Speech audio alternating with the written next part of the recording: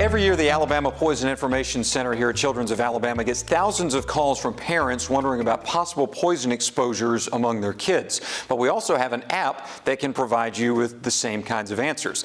I'm joined by Becky DeVore, educator with the Alabama Poison Information Center. So we're talking about the Poison Perils of Alabama app. Tell me a little bit about the kind of information that's on there. Certainly. So we do have the first web application that talks about toxic animals and plants here at Children's of Alabama. And it's a nice app that we can all download to our phones, and it's going to talk about different toxic substances, whether it's a household product or if it's a venomous animal, a sting, a bite, or a toxic plant. So I guess if you're talking about animals, for example, a snake, let's say you see a snake in your backyard, could you use the app to maybe identify what kind of snake that is? You can. So it will differentiate between the 6 venomous snakes we do have here in Alabama with pictures, and then a non-venomous section where you can choose many more snakes that are non-venomous here in Alabama. And then I guess the same applies for insects as well, right? Correct. We do have that for insects as well.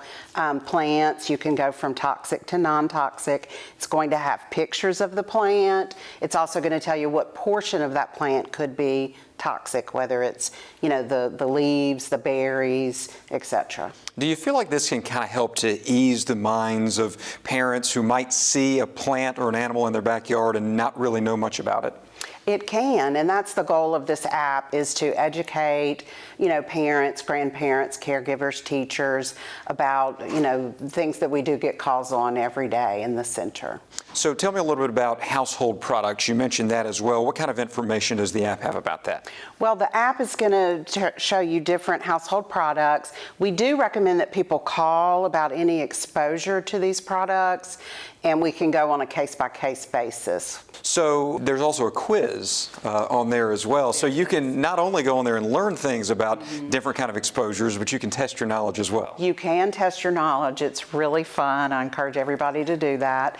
And you can look at pictures of snakes and guess whether they are venomous or non-venomous, or plants if they're toxic or non-toxic. And you mentioned the importance of calling. Can you talk about, at what point should a parent make that call to the Poison Center to find out more information?